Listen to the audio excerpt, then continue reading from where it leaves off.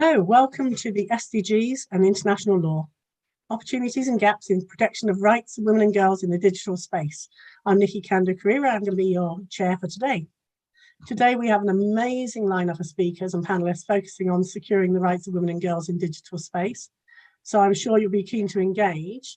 To ensure a smooth process, participants will be muted, but you'll be able to engage through the Q&A function.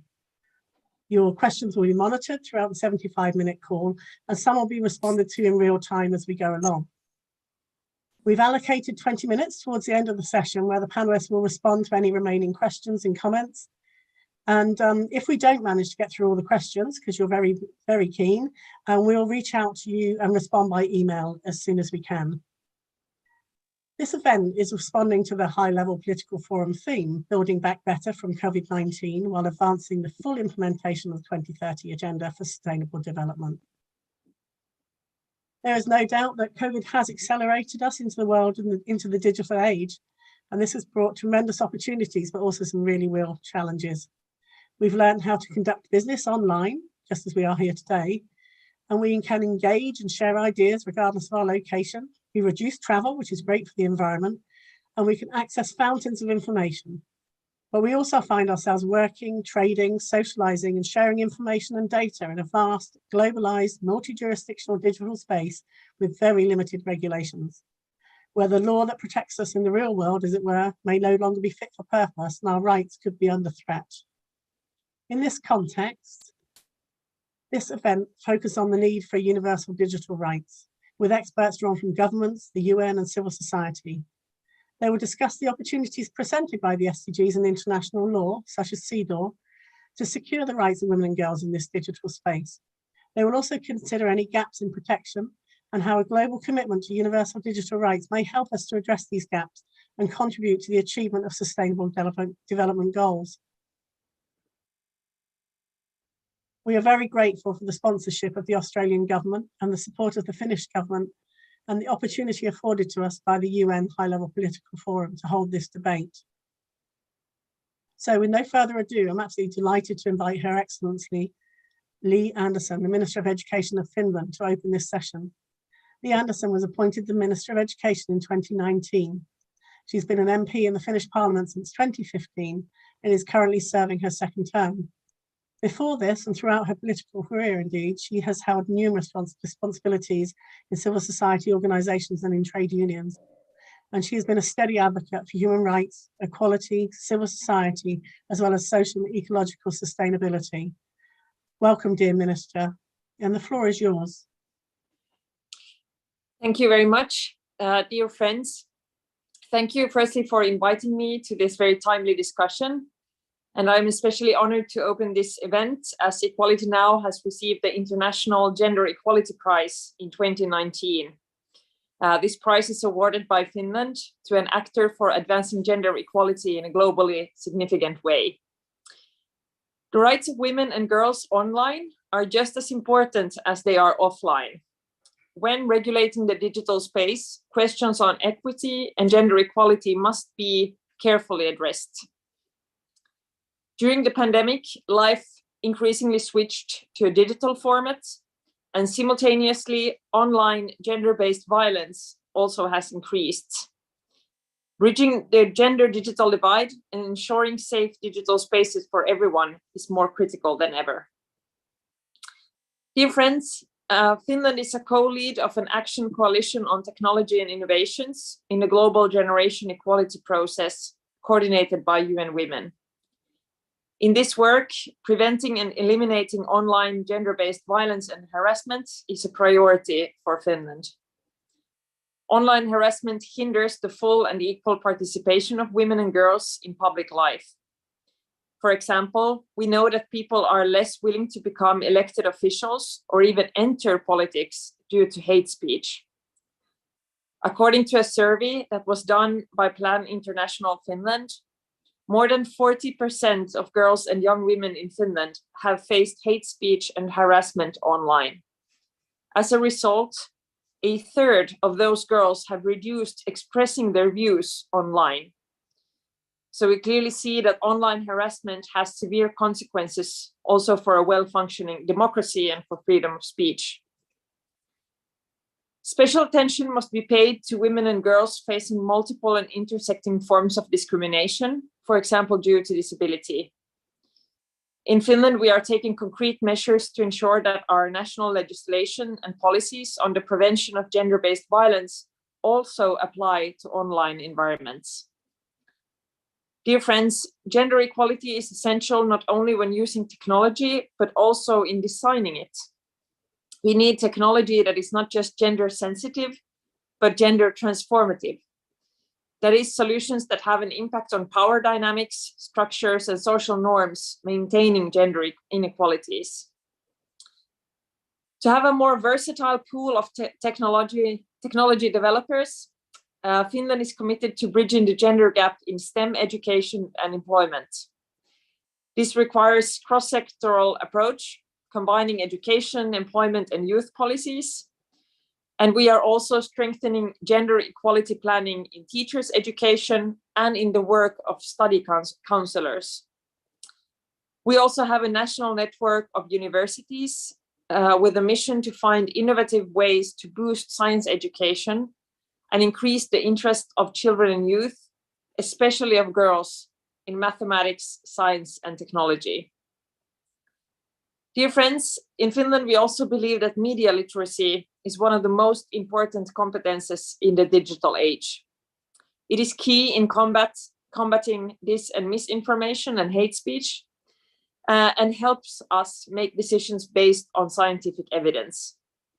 It is pivotal for global citizenship, for democracy, and for critical thinking. That is why media literacy has been promoted in formal education in Finland for decades. And today it is mainstreamed as a transversal competence in our national core curricula at all levels of education, from early childhood to upper secondary education. To conclude, digitalization has the potential to support the fulfillment of human rights for all, including for those in the most vulnerable situations. It can, when used well, strengthen the right to participation and access to education, to information, and to services. And that's why we must strengthen the digital competences of people of all ages. I wish you a fruitful discussion, and I look forward to strengthen our collective efforts to strengthen gender equality in digital spaces. Finland is firmly committed to advancing gender equality, both nationally and internationally. Thank you very much. Thank you so much, Minister Andersson. I couldn't agree more that we need the same gender equality protections and opportunities online as we have offline.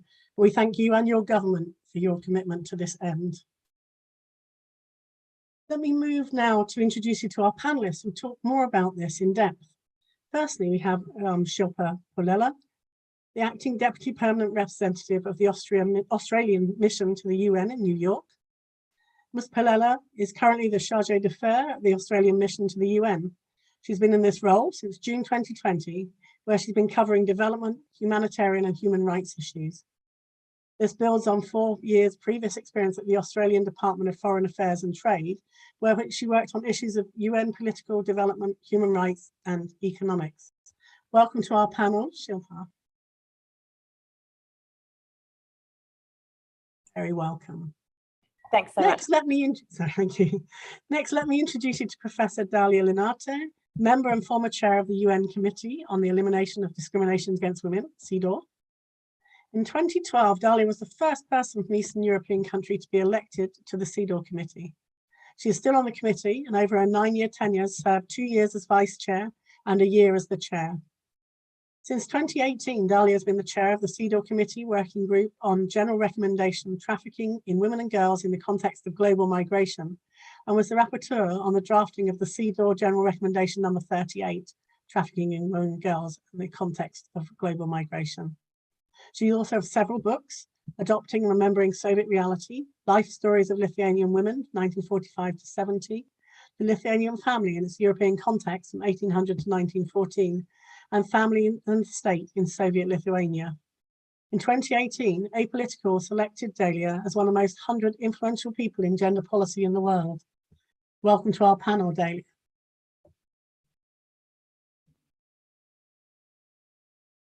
Next, I would have been thrilled to introduce Ivana Bartoletti, author and co-founder of Women Leading in AI. But alas, she's been held up by travel disruption. So another member of Women Leading in AI has stepped in, and she's no less impressive, I can tell you, is Alison Gardner. Alison works for the AI Multi-Agency Advisory Service with the National Institute for Care and Health Excellence, addressing cross-regulatory policy for AI in health.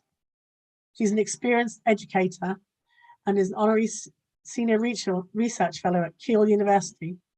She founded Women Leading in AI and is the CEO of AI Aware Limited.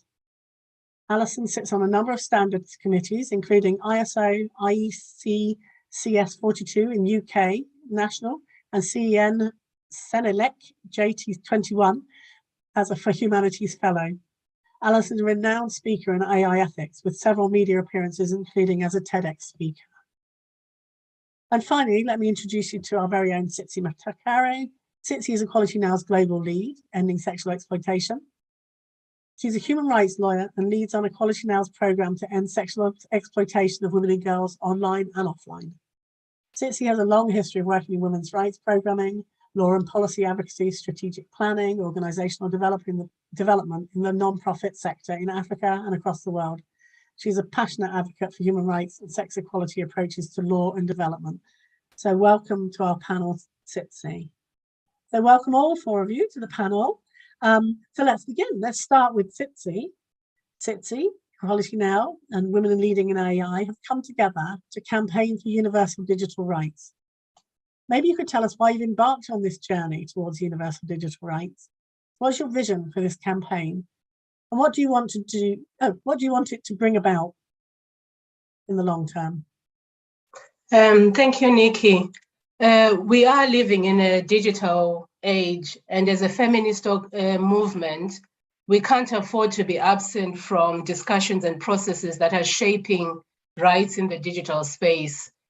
So what we want to see is people's rights fully protected in the digital environment, and not just in some jurisdictions or countries, but for all people across the world, and especially for those whose rights are continually being violated in the digital space.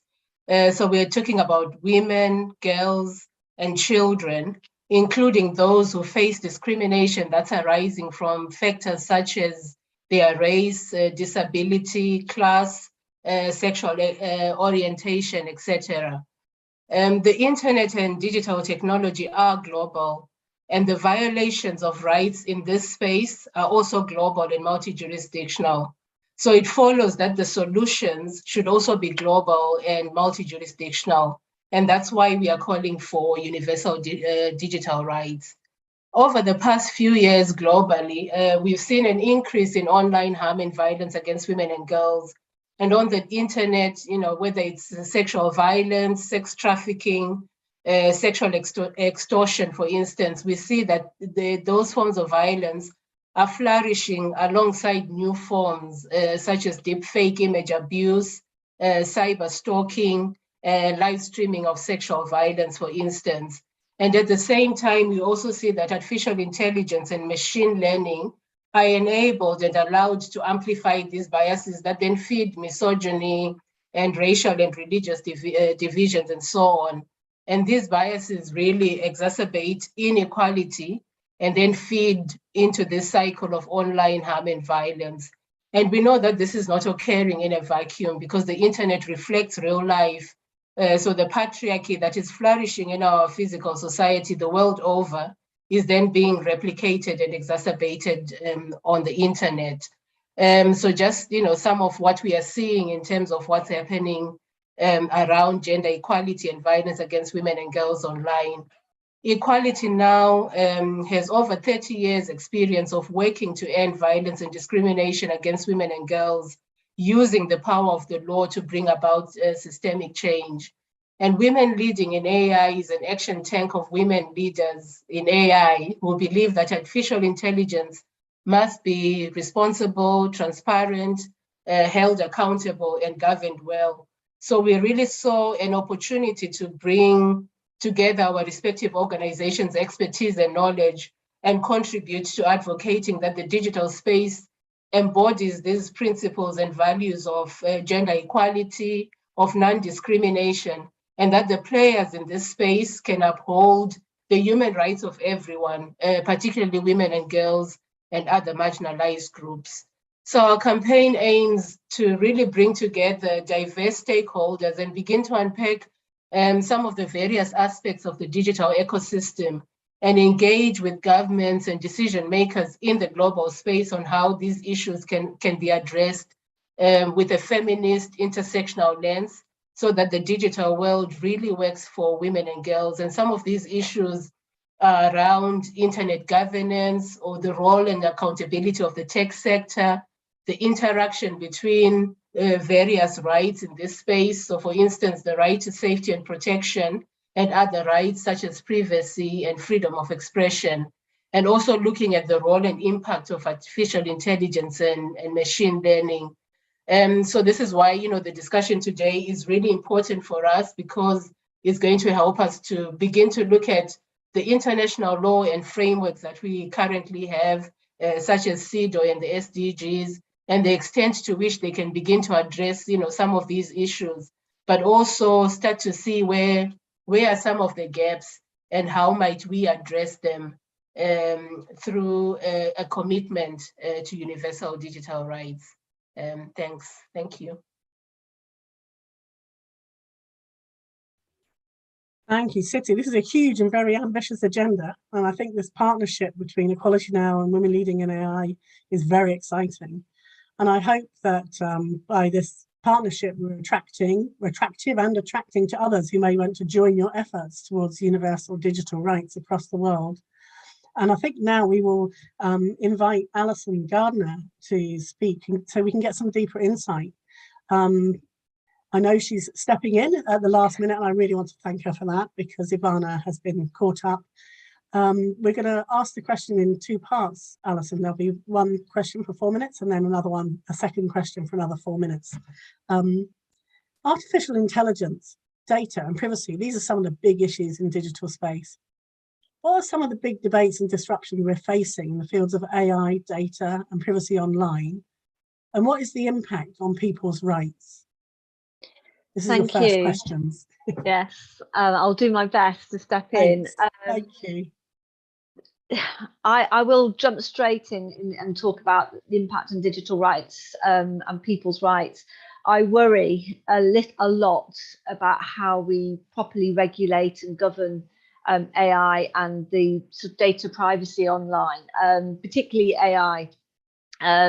So within the GDPR, for example, we know that people have the right to challenge if they are solely subject to an algorithmic decision. But my question is always, how do they know in the first place that they have been subject? And even with the sort of very, very diffuse privacy statements and so on that you can get out, your vulnerable person, your person most harmfully impacted by these systems, is not going to be aware. So transparency is really important. Explainability so that people can understand how they've been impacted is also incredibly difficult. And I will just segue in with interpretability and explainability. We can get to the complexities of AI there. And then we have issues of accountability. So even if someone was aware that they have been impacted negatively by an AI system that has been distributed online, who do they go to? Who do they reach out to claim redress if it's an AI system? Because you then end up in this cycle of, well, it's not us, mate, it's the developer, and the developer says, well, it's where we got the data from, and you go around in this circle. So protecting the rights of the individual and help them navigate the space is really, really important. AI, when it goes live, is not a static tool either. We risk embedding inequality in and hard coding it into all our systems, both offline and online, by using this historical data, but also geographically very specific data. But also we have to remember that AI can change over time. Even static algorithms, the environment in which they're deployed can change us constantly, and that can change the the outputs of the algorithm, because you do get drift in performance there. And of course, we have other types of algorithms that can be continuously learning, and we've seen examples where actually those can be deliberately gamed, and people do that, where they make these systems really worse. It's a difficult environment to navigate. So the impact on people's rights can be really harmful, and I'll just be aware of the timings, but it really was interesting to me on a recent call to look at a standard on risk management for AI. We had to align the standard with various SDGs, and I had to argue quite strongly that we should be considering SDG 5 and gender inequality, and it even with the best will in the world, we're still having to argue this even now. That's fine for me, in that complicated person. But people in the real world impacted by these don't know. But what they can know, what they can understand simply, are their rights. And forget vertical and horizontal legislation. You know, digital stuff can hide away from human rights and equality laws. But if you know your digital rights, you don't need to understand much more than that. And then you can actually stand up and fight for what you think is rightfully yours to be treated correctly. And you can argue that, and it clarifies that for everybody. So I hope that roughly answers. I'm trying not to go too deep into AI models and how to govern them ethically, but it is a real challenge. And how do you think the adoption of universal digital rights addresses the issues and would prepare us for a digital future?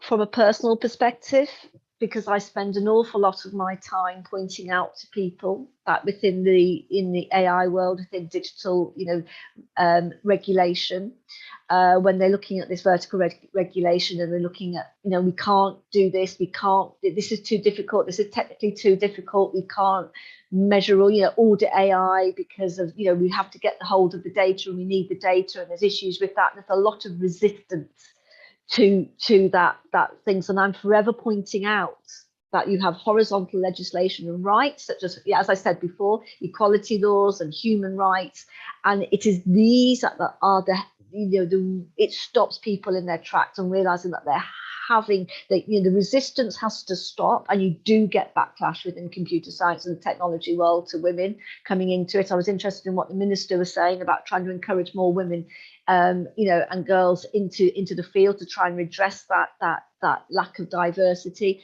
But actually what you do get when you're there is you do get resistance and backlash and structural bias, and the women are leaving again. And because it's tiring constantly having to argue with that. So a universal digital rights for a digital future, for me, would make my arguments a lot easier to make. I can point to these very clearly. I can point individuals impacted by these systems. These are your rights very clearly. There's no wheedling out and saying that the digital is different. There's AI exceptionalism. It doesn't mean that, or this confusion of interpretation that can occur. It is very clearly written down. And key to what Tsitsi was saying, it's global. Because within the computer science world, within the AI world, we do have, to be truthful, West, white, male dominance in that one, and that fuels the way that the field is being developed and deployed. And we forget the intersectionality, we forget the global aspect of this, and making sure that everybody understands that right. And I just, the global intersectional goal of these, the universal digital rights plan for me is vital, because it's hard to argue when you're right in the midst of all of the standard development and so on and so forth. To do that, I'm often a lone woman voice pointing at, and I'm a white woman, white Western woman, and I have to point out about intersectional issues. So it would help me, but it would help the vulnerable people to know their rights as well. Thanks. Could you just, I'm going to add another question in there because we've got a little bit of time. Could you tell us a little bit about women leading in AI and what your ambition is? Well, Ivana and I co-founded Women Leading in AI along with another co-founder who has had a very busy life and moved on. She worked for AWS, which has been with Patel, and she's moved on now.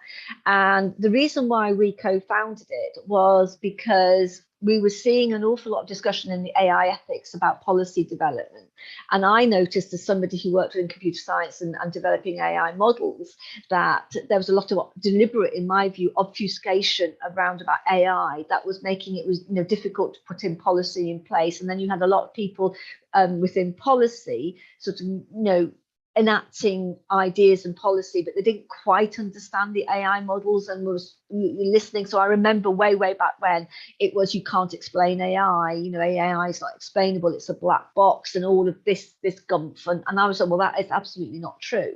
You might not be able to interpret what the individual model does, but you can explain the whole data science life cycle. So Ivana and I got together. She's a data privacy expert and understands policy. I now work in policy, and myself, who understood AI, and we got together to bridge that gap, but also to amplify the voices of women, because of 51% of the world population, this is the sort of most negatively impacted group in my view. And then when you get to an intersectional aspect of it, it just compounds going on.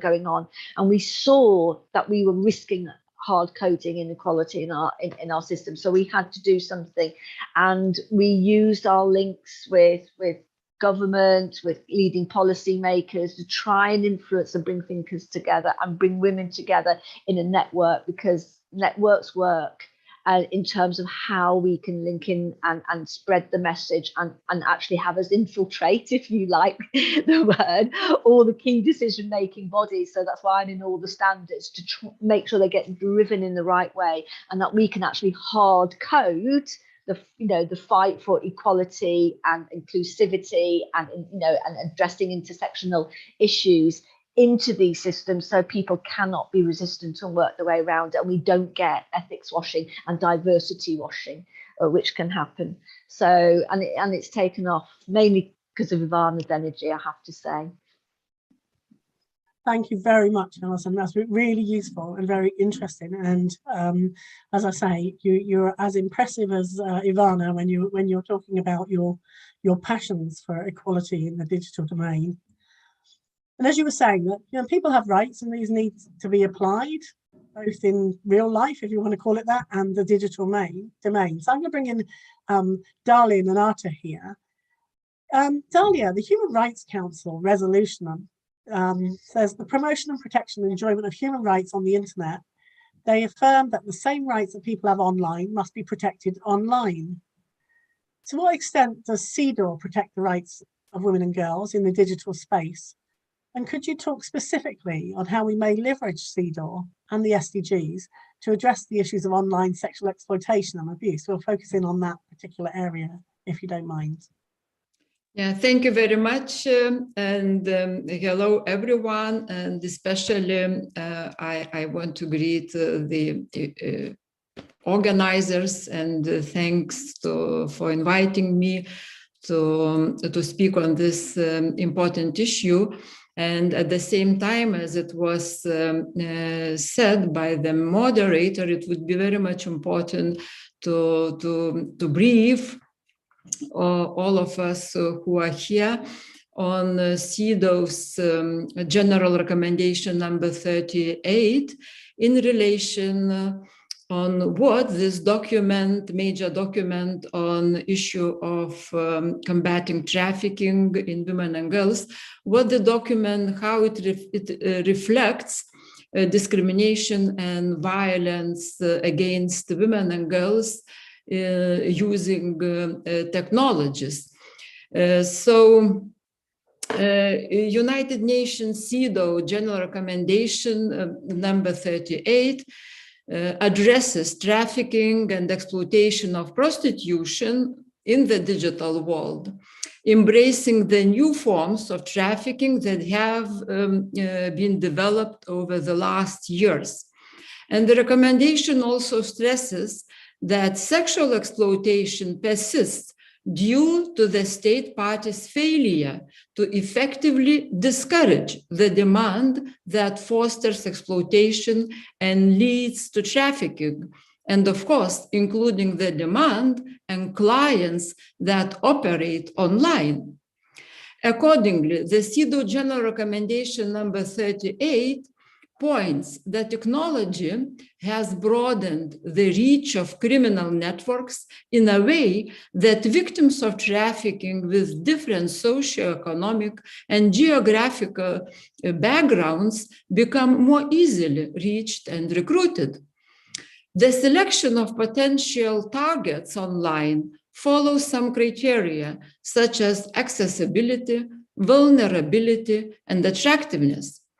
And it is a form of more passive recruitment, far less detectable by law enforcement.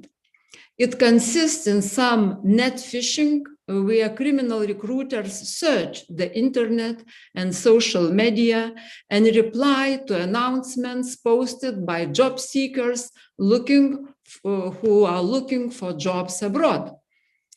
Evidence from legal cases demonstrates that sites such as Backpage, Viva Street, and MySpace have already been used for trafficking. It was also reported that Facebook, Twitter, and other social networking sites are susceptible to similar uses. The recruitment process in trafficking and prostitution is often accompanied by a grooming process which aims at gaining the confidence of the potential target. It's a classic. However, with the use of technologies, trafficking does not require criminal networks even to be physically present at the site of exploitation.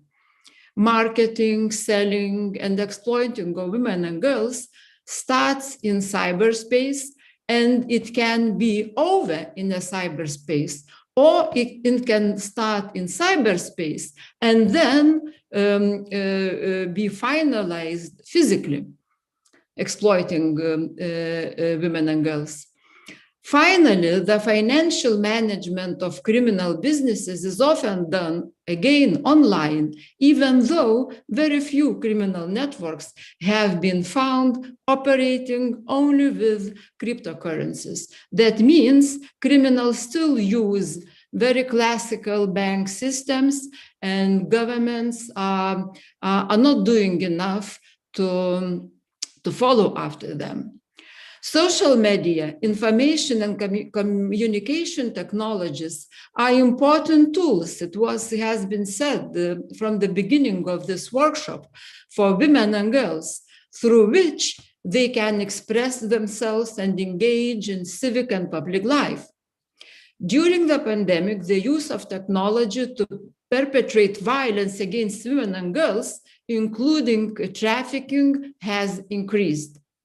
And now, if digital technology becomes a means to perpetrate violence, victims can be discouraged from having access to the digital world, with the consequences of silencing women and girls. Therefore, any action taken to address the use of digital technology in trafficking must be located within the human rights law framework, as it was mentioned by Tsitsi.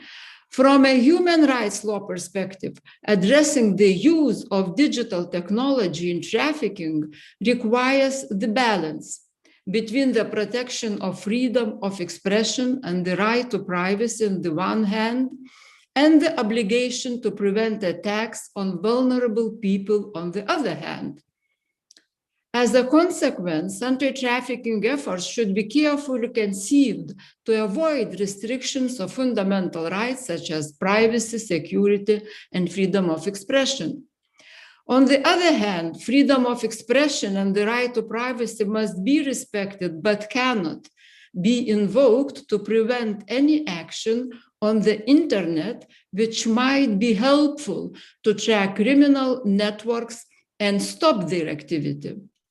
Law enforcement authorities must be empowered to understand technological challenges and the constant evolution, development in digital means and practices.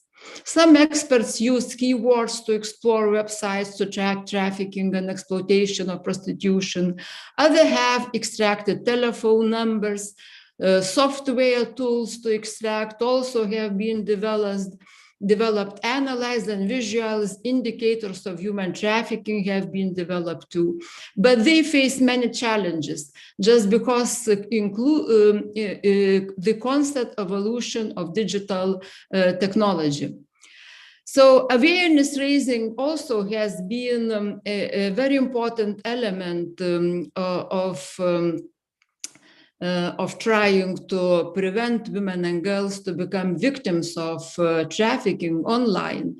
And any action to counter trafficking in women and girls and exploitation of prostitution must include awareness raising among the wider public and specific training for officials and law enforcement authorities as key element. This awareness should be included, according to the CEDAW committee, in, let's say, school curricula. So some good examples can be practiced even involving law framework can be mentioned here. In the European Union strategy against trafficking in persons, the Commission, European Union Commission, in line with the proposal for the Digital Services Act adopted 2022, committed to conduct a dialogue with relevant internet and technology companies to reduce the use of online platforms for the recruitment and exploitation of victims. The Commission will also accompany possible similar dialogues to be conducted by all 27 member states at national level. Also, much is done actually in the US, which is not part of the CEDAW convention. However, the main question here is, we can produce a lot of excellent regional, national, and international documents regarding how to prevent discrimination and violence against women and girls online. The main question lies how to force the governments be responsible to combat this evil. So here you need not only perfect international legal framework and documents, you need a mechanism to deal with the state parties. So CEDAW this is such a mechanism itself. And if, let's say, 10 years ago, when I joined the committee in 2012, 2013, there only occasionally CEDAW's expert would raise during the constructive dialogues issues related to climate change and its impact on gender and women's girls, very rarely, only selectively. Now it became a classical questions during all, without any exception, constructive dialogues with all state parties. So right now, only occasionally during constructive dialogues, CEDAW committee raises the issue of violence against women and girls using digital technologies, very rarely. But from now on, after this post-COVID era, I think it should become just part of our dialogues with each state party. And only then, as Tsitsi said, and when Amanda also mentioned, we will push and we will force all governments, 189 in CEDAW, in the case of CEDAW committee, to be responsible and to start acting. So thank you. Thank you. And how do you think the law international standards can address some of the issues raised by Andersson? So things like hardwired biases in the digital space. Well, how do you think we can call on international standards to help us with that? Yeah, maybe I stayed in CEDAW committee for too long, because for me, any document is meaning like I am not a lawyer, first of all. I'm a historian. So, but any document, even the one that I led to develop, General Recommendation 38, it's just the document. Whatever excellent from the legal point of view, you need a mechanism to adopt. You need document, you need the mechanism, and you need state parties involved, all 203. So I do not see the value in analyzing documents without those two elements. Excellent. So in the end, the responsibility for the domestication and the implementation of international law, these standards, they sit with national governments.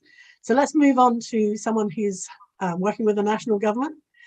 So the role of government, national and collective, in protecting the rights of women and girls online and achieving equality in the digital space can't be underestimated. Shilpa, what actions or initiatives is the government of Australia taking to achieve gender equality and address violence against women and girls online? Thanks so much, Niki, for the kind introduction, and good morning, everyone. It's lovely to kick off the HLPF fortnight with such an interesting and timely discussion. So thanks again to Equality Now and Women Leading in Artificial Intelligence for organising this event. To your question, Niki, I'd say this is even more relevant now than ever before. As others have noted before me, the COVID pandemic forced us all to spend more and more time online, but more time online has brought even greater risk to women and girls. And digital technology is unfortunately now linked to new and emerging forms of violence against women and girls. Tsitsi mentioned some of these already, but things like online assault, sexual harassment, stalking, and non-consensual sharing of intimate images. And Dalia had mentioned, for instance, the alarming increase in trafficking during the pandemic. Another example that we saw in Australia was an alarming increase in reports of child sexual abuse. Reports were made to our e-safety commissioner, and there was a 200% increase in March and April 2020 alone. So in terms of what governments can do, in Australia, we consider the safety of women and girls, both online and offline, is a national priority. And our response to technology facilitated abuse combines education and awareness, survivor support, funding, and legislation as well. We're really proud to have created the world's first government agency that's solely dedicated to tackling online abuse and keeping citizens safer online. So that's the e-safety commissioner that I mentioned before. She has the power to take action against websites, hosting providers, social media services, and perpetrators as well. So for instance, if someone posts or threatens to post an intimate image of a person online without consent, they can face civil penalties in Australia.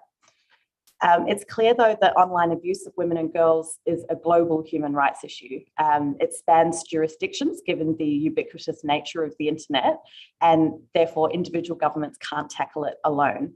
I think really we need a coordinated global response that harnesses the collective efforts of the international community, international organisations, regional institutions, and the technology sector as well. So one example of where we have been trying to do this stems from March 2020. Australia, the UK, the US, New Zealand, and Canada launched what was called the Voluntary Principles to Counter Online Child Sexual Exploitation and Abuse.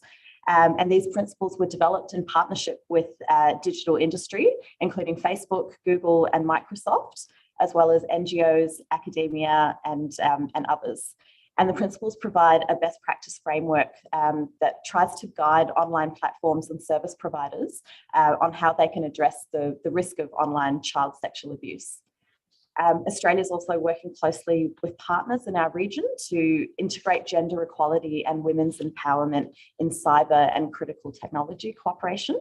So just a couple of examples of projects that we're doing in this space. There's one called ABC ID's Girls Online project, and this one empowers young women and girls in Tonga and Vanuatu to participate meaningfully but also safely online. And also one by our own e-safety commissioner called the Safety by Design project. And this one's working with Indo-Pacific region governments, community and industry stakeholders as well. And it provides information and training that's designed to address violence against women and girls online and promote their full participation in public life. So those are just a couple of examples of the initiatives that we're taking forward at the national, regional and international level. But I absolutely agree, it is an area that governments need to get involved in and show leadership in. And I'd be happy to provide further information if any of those initiatives are of more interest to those listening. Thank you. And how might governments work together to ensure universal digital rights for all?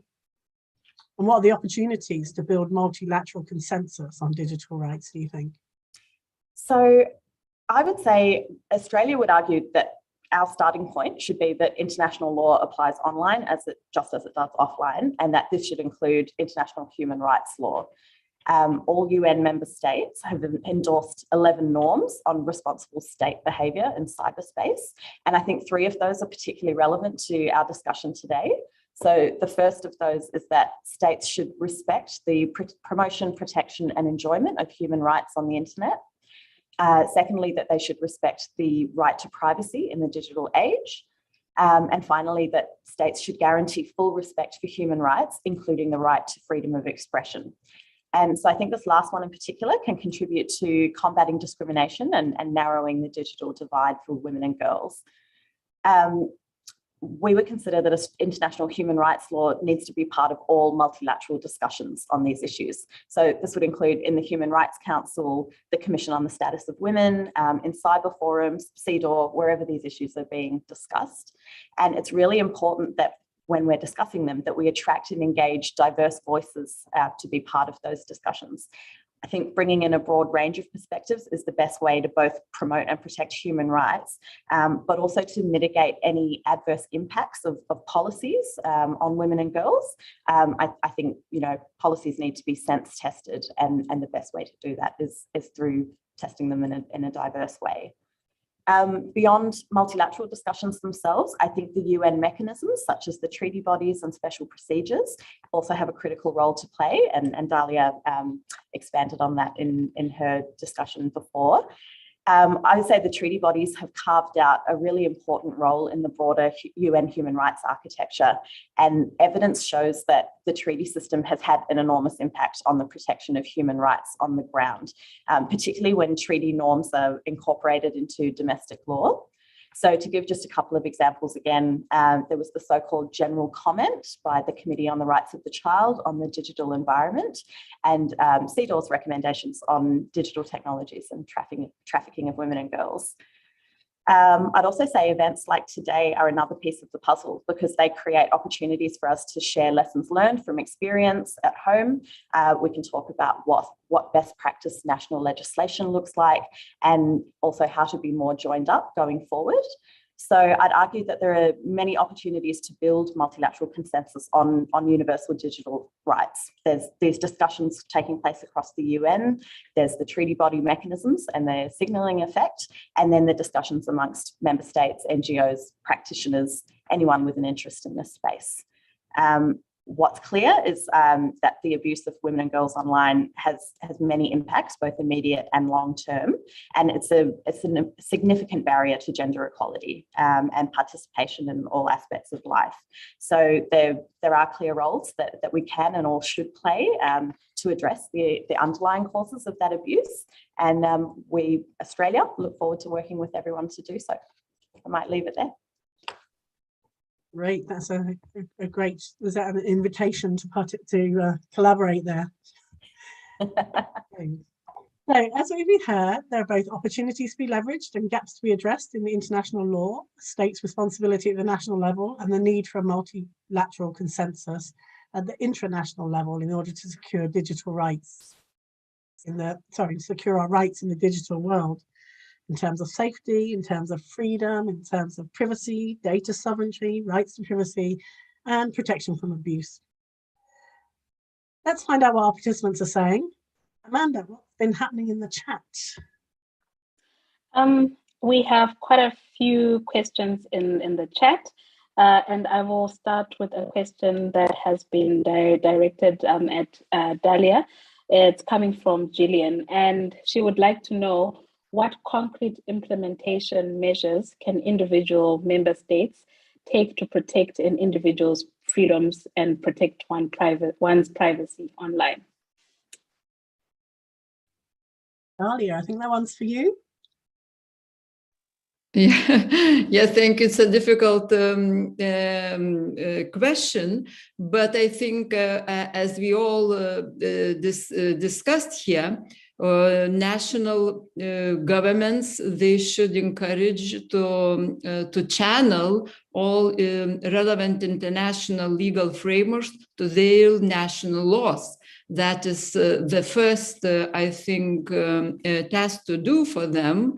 And then by pushing from, if we are speaking about women and girls, then by pushing from the CEDAW committee in the form of constructive dialogues, then concluding observations and recommendations, and with the help with the local, national civil society, then the governments will start implement the laws that are the best for them. That is the mechanism. So and all international principles, what must be reflected in their national laws can be found at least in our General Recommendation 38 or CEDAW Convention and other relevant regional maybe documents. But as I said, first is legal framework, and then we all together stress it, that this is civil society, international mechanism that should work together in order to implement national laws.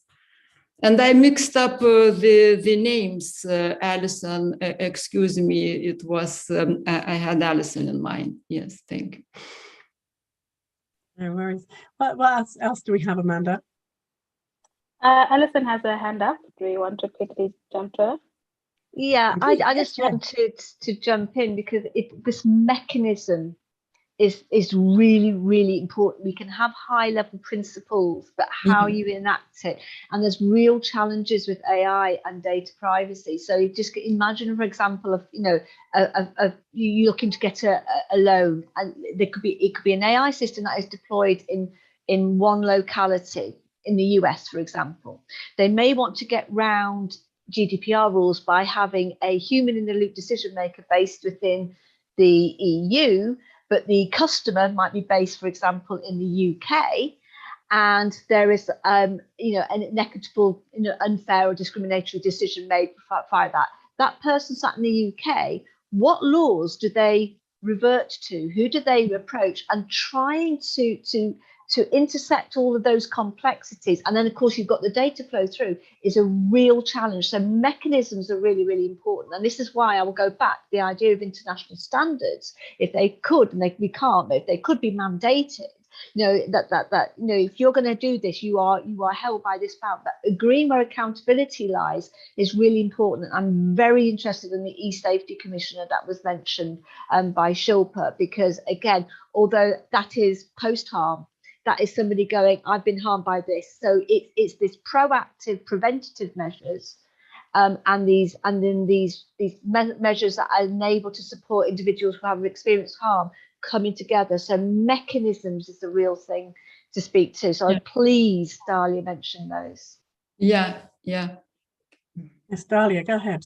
Yeah, thank you very much. So yeah, without this mechanism, it cannot be done anything. Just it will not work. We will stay on the level of discussions. And traffickers, whatever, online or offline, they just wait for this, just for discussions, for workshops, discussion, they're doing nothing. So, but the question that Amanda brought to us, it's very much important. So we answered this, the most constructive, the most crucial part. But if we start talking practically, it's the demand side. The governments should start addressing the demand side, not only for sexual purposes, of course, for sexual purposes, to address the demand side, the clientele is the most important thing. But also the demand side for organ removals. For example, when we had, especially it's obvious when we have dialogues with so-called old democracies, and you have a very economically rich, let's say, European country, and they have advanced laws regarding the demand side. Sometimes they even have laws combating the demand side for combating for sexual purposes, the clients, protecting women, but fighting clients. But so it's addressing the demand side, everything is correct, but they do not have the law in their own aging society addressing the demand side for organ removals. And they know that in their advanced clinics, they implant organs from trafficked persons, but they do not have such laws regarding this side of demand. So this demand side, and I'm very happy that another very powerful international organization like OSCE, they also started talking very powerfully on requests addressing the demand side. So the rest, I would say, state parties or some, especially United Nations specialized agencies, they are reluctant, just to say the least, to address the demand side, especially for sexual exploitation. So the demand side, civil society should push their governments to implement high-level international legal standards in their own national legislations. But first of all, they should check what laws they have addressing the demand side. Thank you. Thank you so much. I'll ask Tsitsi a question, just to segue a little bit. We've had quite a bit of this discussion about some of the initiatives that are happening at the moment and some of the work that needs to happen going forward. But Tsitsi, Matekaire, how do we ensure that we do not only respond to global north challenges and human rights infringements, but ensure that all people's interests are protected? Thanks, Amanda. I think some of it, the other panelists have already alluded to how maybe we can have more inclusive processes. So, others were talking about ensuring in these discussions and in the formulation of solutions, sort of involving a wide range of perspectives. So bringing, together voices and perspectives from different regions. I think the idea as well of involvement of all governments, so whether the governments are in the north or south or, wherever, that it becomes a collective, inclusive process that all governments can be part of. For our campaign as well, we are really wanting to bring in and join, hands with people from all over the world, different experiences, so that whatever we come up with is able to address the needs of people in different contexts. Yeah. Thank you so much, Tsitsi. And the next question, could I ask Shilpa, please? It is in the Q&A, and it is coming from Lisa. It says, very interesting with the e-safety commissioner. What is it exactly? A government office, or is it under a ministry? Thanks so much, Amanda. So the e-safety commissioner is an independent statutory office. So it sits under our Ministry of Communications, but it is an independent body. It's supported by our Australian Communications and Media Authority, and it's headed, as I mentioned, by the e-safety commissioner herself, who's Julie M.M. Grant at the moment. So it's been in existence for sort of probably 4 or 5 years at this point, and it's governed by something called the Online Safety Act. This act has been amended a number of times, but the most recent amendment in 2021 actually gave the e-Safety Commissioner quite substantial new powers to protect Australians across all online platforms. So, for instance, the Act now means that the e-Safety Commissioner can compel online service providers to remove seriously harmful content within 24 hours of receiving a formal notice. It requires industry to now develop new codes to regulate illegal and restricted content. And e-Safety is also working with the tech industry to develop these codes and guide online service providers about how they can comply with their obligations under the Act. So there's a really interesting range of activities that the e-Safety Office is involved in. I saw a question in the chat as well about wanting more information on the various projects that I mentioned. I'm mindful of time, so perhaps I might ask my colleague Madeline, who's online, to provide that information to the organisers, and you can send it out in slower time. Thank you so much, Shilpa, for that. Alison, I will ask you a question. Please answer quite briefly because of time. There's a question in the chat and it's in Spanish, so I will try my best to translate it to English. But how do we encourage women to study careers associated with science and to technology?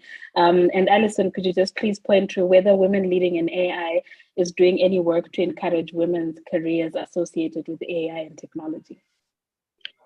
Again, it's just about this influencing. It is really hard to do that. I think to encourage women in there, we have to change the culture. We have to acknowledge that this is a subject that has been engineered to be preferred by males, even within its actual semantics of there. So it needs re-engineering.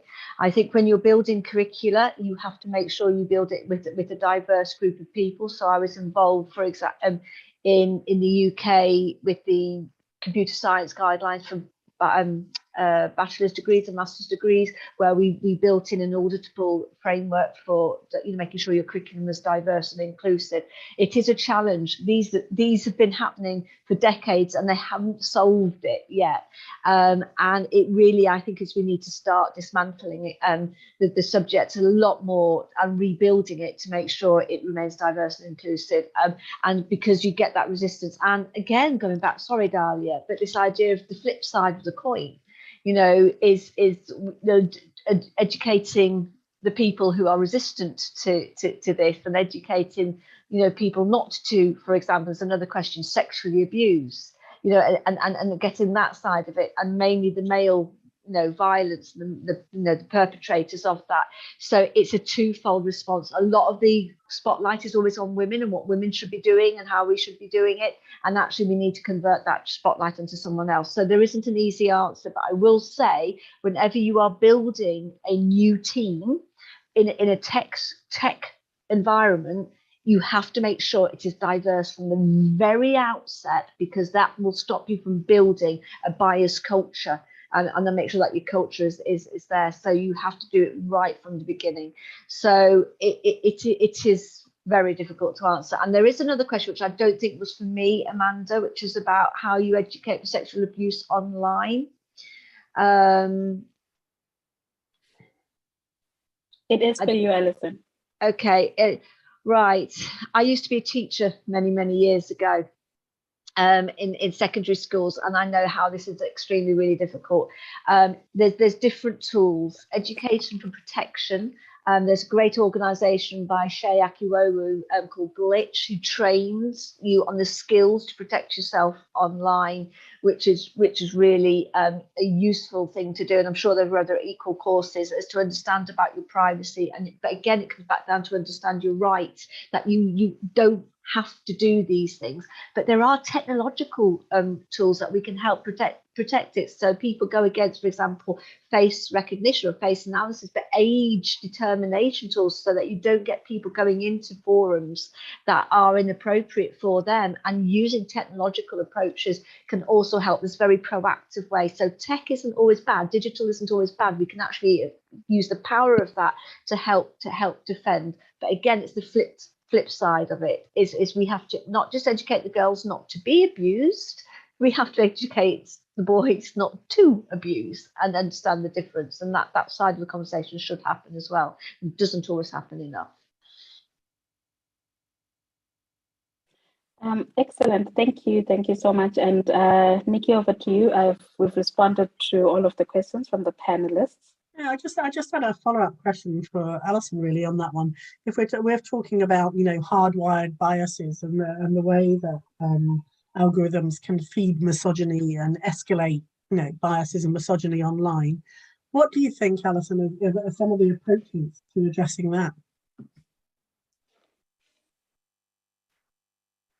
Some of the processes to addressing? Yeah, some of the approaches to addressing sort of the hardwiring of biases and, you know, the sort of escalation of misogyny online, because things are amplified by... They are amplified, and nudging algorithms, yeah, yes, that can modify behaviour, and you end up going into a rabbit hole. And we know, for example, that there's been some horrible examples of people looking to look at diets, and then they go down into things, and, you know, they're depressed, and they get encouraged towards suicide sites and so on and so forth, and that has to have hard legislation. But the tech companies have to have some accountability here. You know when you're developing a nudging algorithm that you can do that. I think it was I'm not sure if I should have named them, but and it might have changed. But Netflix, for example, had a recommendation algorithm, which, you know, you can end up just going and watching the same films all the time, and it augments and goes down there. But they can build in this, we'll just throw in a few out there ones, you know, so that you to try and make sure that you do not become so narrow in your viewpoint. And this happens with political forums as well. Then they get more and more right wing, more and more violent. You can design algorithms to prevent that from happening. The fact that they don't is because it encourages that type of, you know, the financial structure that they go to model that they're going to try and get that one. So this is where we do have to start regulating the technology and the big tech companies against that, and they have to have accountability. Ethics guidelines, and this is what we're doing, is not enough. And these big corporations flood the standards organizations to try and have influence and guide them in, slightly, so that they protect their own interests. But you don't have to design technology to do these faults. We are aware enough now about it. And I will just add that bias is not just within the data, it is in how you develop these models from beginning to end, from business use case all the way through to decommissioning. Human decision making is involved in every step, and then all of the cognitive biases that can involved in there. And understanding that and having the right ethics governance and guidelines and accountability with AI audits, for example, will help address that and drive that. And otherwise, you're going to have to start hitting people in their pockets, because they won't follow things through completely as they should. But don't ever fall foul that they say they can't do a technological solution to something. Trust me, they can. Regulation does not inhibit innovation. You put the regulation in to make them do it, and they'll innovate their hearts out to develop a technological solution to something. They really will. That's a great sentence to end on there. So we've heard from, global networks such as Women Leading in AI. We've heard from national governments like Australia. We've heard from national governments working at the UN. And we're looking at the national governments in Finland who are making great progress. And we're looking at things like CEDAW, mechanisms such as CEDAW. There's real opportunities there. So we have opportunities, up and down, if you want to go up and down, vertically up and down, from the national to the international to the UN, talking to each other about how we can take this stuff forward and how we can move towards universal digital rights. And I wondered, Amanda, if you could maybe wrap up this session for us, and then I'll just give a quick thanks at the end. Perfect. We hope that this event has given you some insights into some of the issues and challenges around digital rights, particularly for women and girls. The challenges and, of course, the opportunities that we currently have. Opportunities, there are opportunities in existing frameworks, and the minds and efforts of people that have shared their thinking with us today, including Minister Lee Andersson, Shilpa, Dalia, Alison Gardner, and our very own Tsitsi, who are working in their different roles and capacities to make sure that we have a better and safer, not just physical world, but digital world for women and girls. These cross-sector conversations are important in bringing the range of perspective and expertise as well as thinking that is required to move the agenda forward. The session today has laid bare that for our generations and future ones to come, we urgently need to lay the foundations for an inclusive digital economy and society for all. We need to focus our energies on building and implementing frameworks at the global level that will enable all of us to use digital technology to build better lives and a more equal, peaceful, and trusting world, and live up to the SDGs to leave no person behind. We will be guided by the principles of gender equality, non-discrimination, and freedom from violence in SDG Goal 5, as well as the accountability articulated in other SDGs. As we have heard today, we have existing frameworks that we can maximize on, and these frameworks need to fully recognize the fast evolving nature of the technology as well as to future-proof it. Our campaign that Equality Now and Women Leading in AI have requires that we work together with others, so different stakeholders working together. And in the next phase of our campaign, we are envisaging a coming together of different actors in a campaign network where more minds come together to move this agenda forward. Please reach out to us. We'll put our contact details in the chat and we will share with you as well in an email after this session. So please contact us and be part of the journey, and we look forward to hearing from you. Thank you so much for being with us here today. Thank you, Amanda. And Amanda Manyami is our digital rights and law expert in Equality Now. I didn't introduce you. Sorry, Amanda. You popped up during the questions and answers, but just say who she is. So thank you, Amanda, for doing that. Thank you, Tsitsi. And she can be contacted through Equality Now if you need further information, either Tsitsi or Amanda. A huge thank you to Her Excellency Lee Andersson from the Finnish government for opening this event, and our other panelists, Shilpa, Pullela from the Australian mission to the UN, Professor Dalia Leinarte from the CEDAW committee, and Alison Gardner from Women Leading in AI. It's been a really interesting conversation. I hope it's encouraged you to reach out to us and be part of our campaign for universal digital rights. And just to close by saying thank you very much to all of those behind the scene, Tara, Catherine and Shruti, who are busy pressing buttons and making sure all the technology works right for us and tweeting and letting people know what we're talking about. So thank you, everybody, and have a good day. Thank you.